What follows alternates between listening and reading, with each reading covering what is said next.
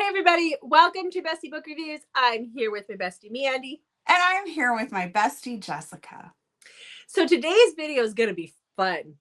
It's all about the cheating and other woman drama. Yeah. I know, and maybe other men drama. And other men drama. I have some women who are doing the cheating.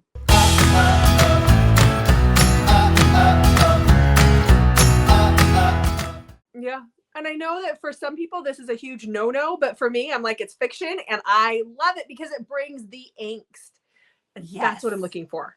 I love the angst. I actually, when we talked, this was a video that trope idea that was listed quite a bit back when we did that suggestions survey thing. Yeah. It was listed quite a bit. And I was like, oh, that's going to be so hard. I don't think I like that. And then I started looking and I'm like, oh, wow, I've actually read a lot of books. A lot.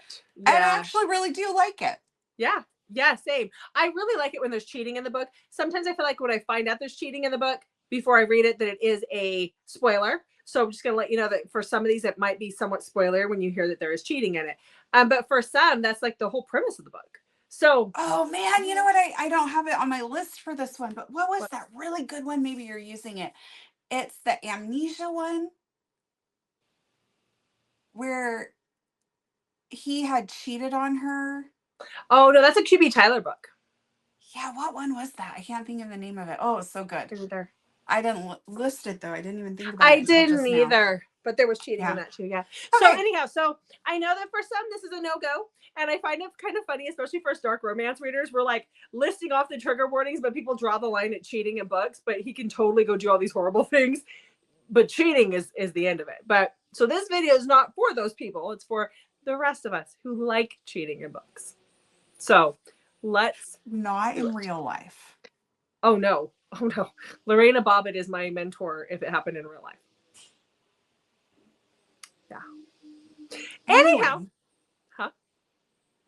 I feel like we need to move on quickly after what you just said. Okay. What do you want to tell them before we get started with the rest? I feel like we need to say, if you're unhappy in your relationship, like just end it. There's no need to cheat or take Jessica's methods into mind. In the meantime, please don't leave us. Stick around. Hit that subscribe button. We give away stuff. We give away books. So we have our coveted cover one going on right now. So when we hit 3,000, we'll be doing that. We also are doing a convincing where you guys are going to convince us to read one of your favorite books.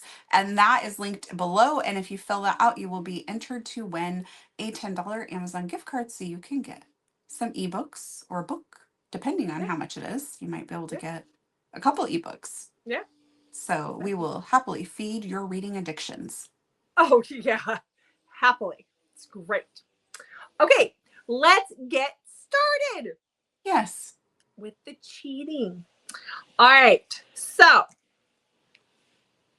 my first book is called Cheater.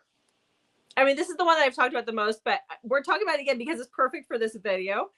It is Cheater by Dee Dee Prince. So, well, let's talk about it. Now, this isn't what you guys are thinking if you obviously haven't read it. It's not that she goes out and cheats. Or he cheats on her. It's a thing. That doesn't happen in this one. But this one is about Chloe and Derek. So Chloe is in a relationship. 6 months before the book starts, her partner is injured and he has a spinal cord injury and he's in a wheelchair and he can no longer perform the way that he did before. And she's kind of jonesing for it. And so she takes out her vibrator one night and he gets really upset with her because he's really in a bad place. Like he is not happy. Like he's just not processing what happened to him very well. And so he gives her a hall pass and he tells her that she can go out and sleep with somebody else, but it can't be in their home. Like there's all these parameters. It can't be in their home. It can't be with somebody they know. And like all of these things, it can't be more than once. And so she is adamant that she does not want to do that.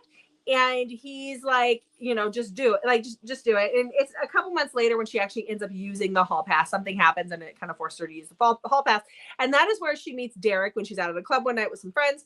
She has a one-night stand with Derek, but Derek is this over-the-top, possessive, crazy dude. And he's not going to let it happen just one time. He forces her into having a relationship and having multiple relations with him more than just the one time, and then he might blackmail her into marrying him, and all of these other things happen. So it's, as far as the cheating, it's a little bit different, but I loved it so much. It was so good. All right, my first book is Unbreakable by Emma Scott, and this is about Alex. Alex is living like this perfect life. She's a lawyer. She has very career focused. She has everything planned out. She's getting married. She's planning this wedding, and everything is just like textbook perfect. But we all know how that really goes down, right? Well, and then we have Corey. Corey is a dad. He's just your blue collar worker. He's trying really hard to do what's right for his daughter, but he's having a hard time like scraping by, and he has some dreams and aspirations, but financing them has been difficult for him, and he's had to make a lot of sacrifices. Well, Alex and Corey both end up at the bank in line together when it is robbed, and they are held hostage for 3 days, and they're put in a room, and just like the trauma that they're going through by being held hostage in this bank for 3 days, not knowing what's going to happen. And they really, really bond with each other. They talk to each other. They talk about like just their life and everything. And it just forms this unbreakable bond. And then the police are successful, and they get them out, and they're released, and they try and go on with their lives. But they cannot seem to forget each other. But remember, Alex is engaged and planning her wedding. So I will leave it at that. Okay. All right. Loved it. Okay. Emma Scott's Emma Scott is amazing. great. Yeah. Yeah. All right. So the next book I have is a trilogy. The third book is not out yet. It was supposed to be out by the end of the year. I shouldn't say that. As far as I've seen, it has not come out yet. It was supposed to be out by the end of 2024, but I haven't seen it yet. Now you have to physically go and like look for this from this author. But this is by Miranda Grant. This is dark, very, very dark and paranormal. But this is Tethered Souls. And then the second book is Broken Souls, and it is a part of her Book of Shadows series. So this one is a forced marriage, arranged marriage situation. You have Micah and Various. So Micah is our heroine. She is an assassin. Like this is a witch kind of thing. She's an assassin for the witch people. It also has some mafia, because like the witches, the werewolves, and the vampires, like they have their own mafias. Basically, it's a little different. It's interesting. And so she's a part of the witch clan, and she is an assassin. She takes out the people that she's told to take out. There are some things that happen at the beginning of this book where I was like, nope, I will not listen to that. I will not read this, because it doesn't have audio. And then I stuck with it, and I realized that what we think is happening in the very first part of the book is not actually what's happening. I'm just going to put that out there. Anyhow, Micah is forced to marry Various. He is the head of the family for all of the witchy people, and they have to get married. They have to start having babies right away. It's like a whole thing. And so they hate each other. This is like the ultimate enemies to lovers. Like they literally loathe each other, and they're forced to get married. And there's a lot of things that happen in here. I really don't want to go. They're both virgins at the beginning. It's a thing. I don't want to go too much into this, but I will say that there is cheating by our hero, and I believe it's all in the second book. But it increases the angst. But they've got some issues. This couple, big time. It's a mess, and I loved it. But even for me, it was very dark. So I'm just letting you guys know that there's so many triggers in this book. Just be in a good space when you go into it. So okay. So my next book is a novella. I read it over 2 years ago, and I still will randomly I know what this is. I will still randomly think about how much I love this book. Mm-hmm. And it just fits perfect in this category, because it is called Evidence of the Fair. Yep. So this is by Taylor Jenkins Reid, and it takes place in the 70s. And it is also on Audible, so if you want audio. So Carrie writes to David, and this is all done through correspondence, which I love. So Carrie writes to David about the letter she found from his wife to her husband that leads her to believe that they've been having an affair. So she writes to him to let him know that she believes that she has found evidence of this affair and she's sorry, but this is what she thinks is happening. David then writes her back and they continue this correspondence, which leads to life altering choices, a life altering path that they end up going down because of this situation. I won't say anything else about it. I just loved it so, so much. It was a good one. It was a good one. Mm-hmm. Well, in October, before you and I went to Love in Vegas, right at the time we got to Love in Vegas, I asked in one of our groups because we were looking for cheating, right? Like you and I were looking for that angsty cheating situation where the hero cheats on the heroine and has to grovel and like the whole thing, right?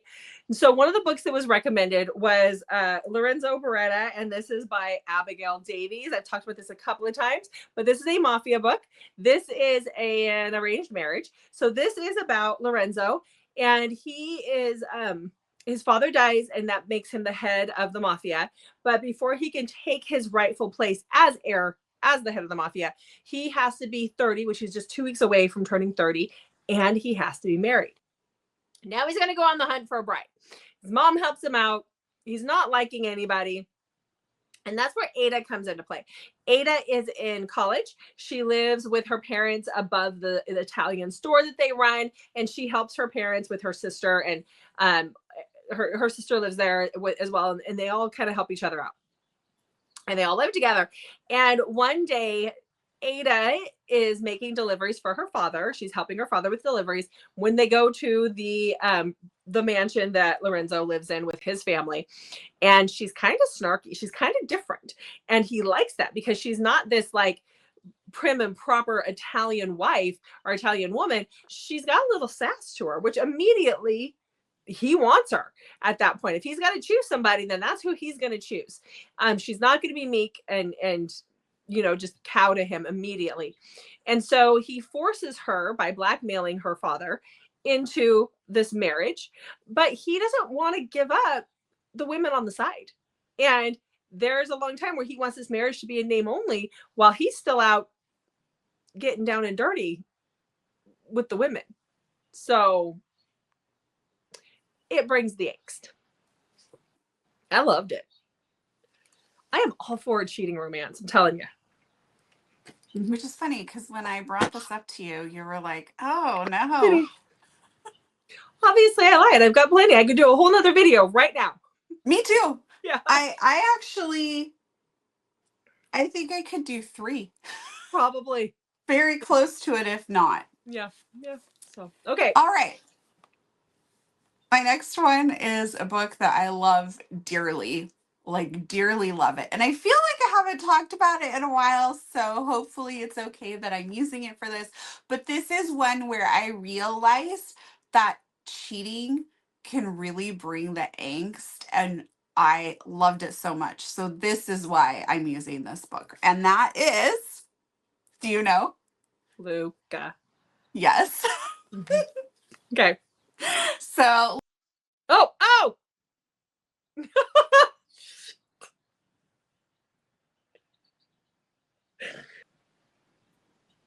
My finger slipped. I'm sorry. I see how this is. You just boot me out of there. You're like, she doesn't need to talk anymore. It's like the whole it's right Kick below. Her out.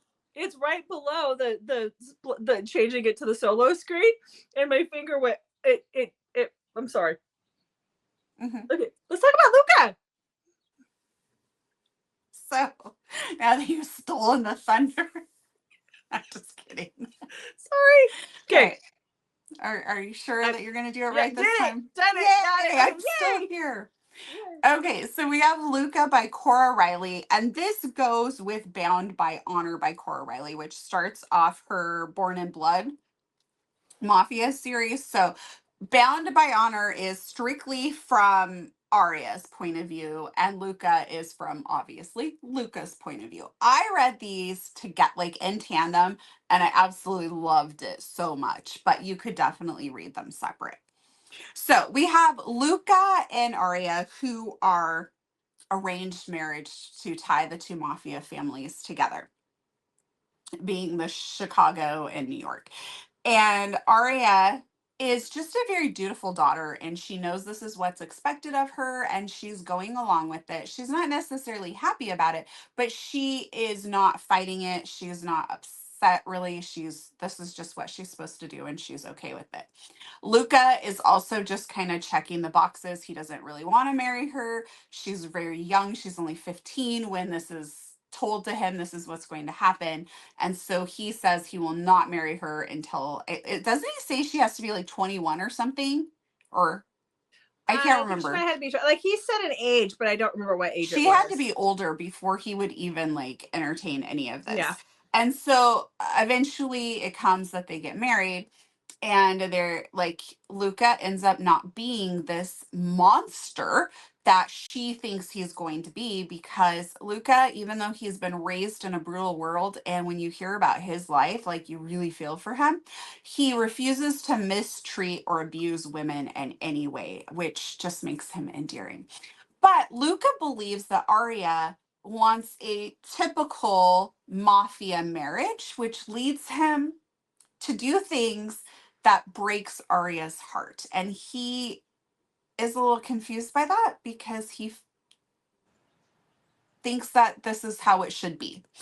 I loved it so much. It really brings the angst to the whole cheating part, and you really get to see the characters go through some serious like character growth and things. It's And also nice to his hear his side. what? It's also nice to hear his POV because in the other book Yes. we only get Arya, so we only see her heartbreak. We don't see what's going on in his head. Yes. So you get more of that as well. And then also him and Mateo, who's his brother, they have this great relationship, and I just love it so much. I love Mateo. Hmm. I'd choose him over Luca.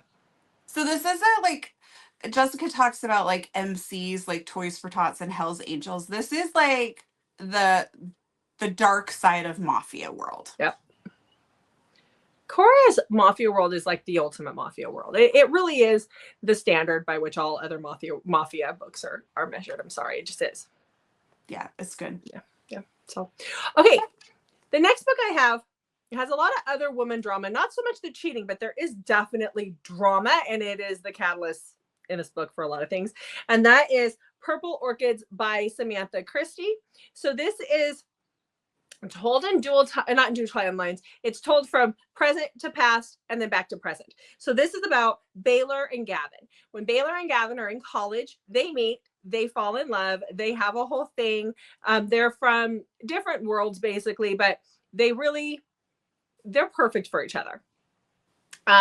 Gavin is actually supposed to, like, he has a best friend who's a female best friend, and I can't remember if he was supposed to marry her, if it was just expected that he would marry her by their family. They're a Southern family, and it is just kind of what is expected of him. And that girl is also at college with them, and she causes a lot of problems. She might cause so many problems that they don't make it through their college years. And we hear all about that in this one. I don't want to say anything else. It's really hard to explain, but just trust me and read it or listen to it. It's great.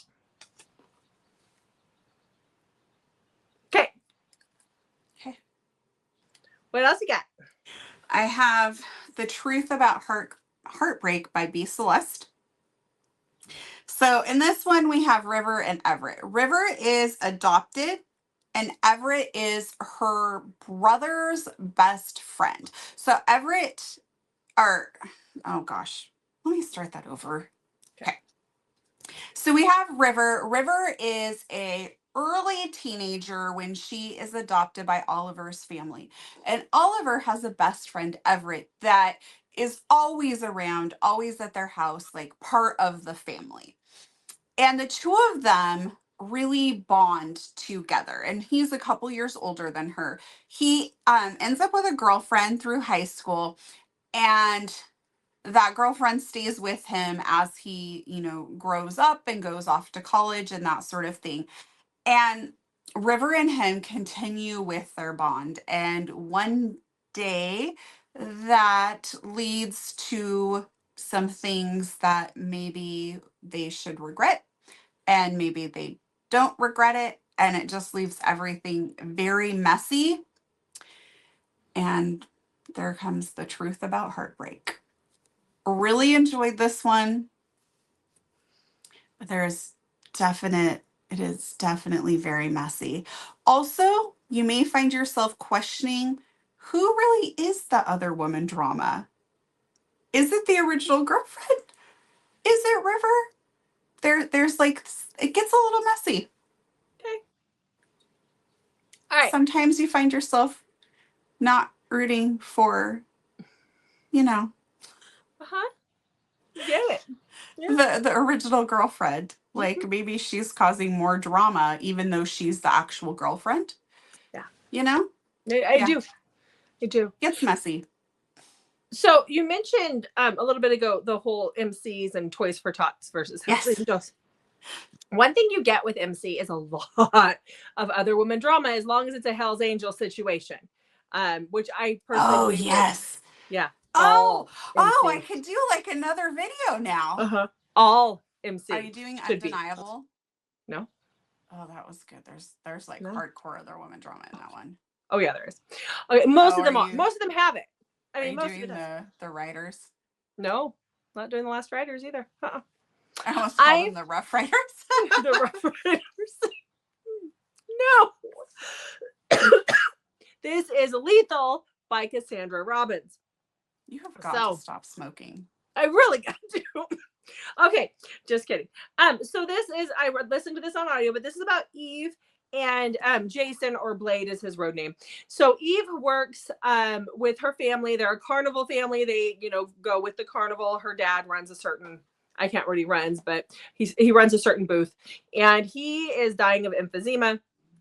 And so when she's young, she's helping him with the booth. She's like 16 when all these bikers come to the carnival. And that is where she first meets Blade.